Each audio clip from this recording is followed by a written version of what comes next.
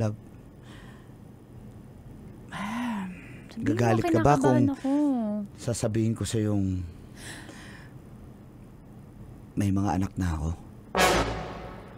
Nagjo-joke ka naman. Alam mo, huwag mo kayo jojoke ka man. Sari lang natin. 2 months pa lang Di tayo. ako nagjo-joke, love. Kasi, nakukonsensya na ko. Alam mo ba, kinikwento na kita sa mga anak ko. 2 yung mga anak ko, isang lalaki, isang babae. Hindi ako natutuwa. Love. Hindi ako natutuwa na ikinukwento mo ako sa kanila. Ba't ngayon mo lang yung sinabi?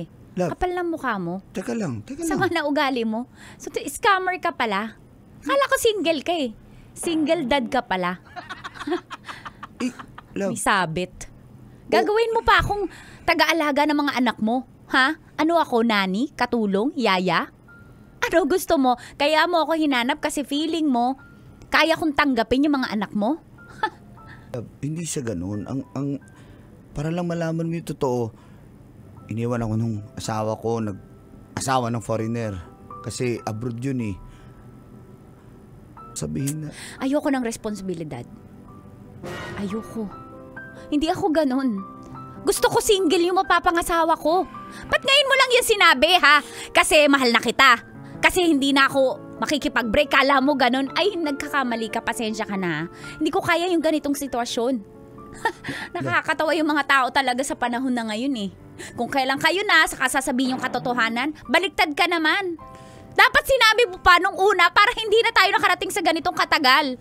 Ayoko maging nanay, bigla instant nanay. Ano ka, buy one take 2? Buy one take 3, ha? Ayoko. Nonoy, ayoko. Anong ibig? Ayoko! Break na tayo! May sabit ka pala. Hindi mo agad sinabi. Wala na kami nung asawa ko. May mga anak ka, hindi ko kaya maging nanay nun. Ha? Ano gusto mo, lalaruin ko yun? Aalagaan ko yun?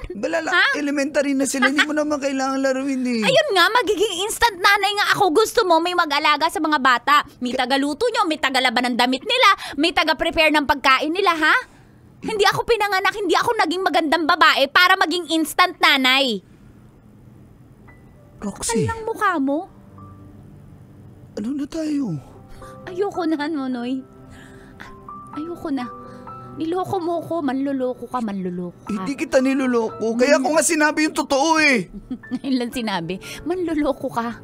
Huwag ka na magpapakita sa akin, ha? Ayoko na!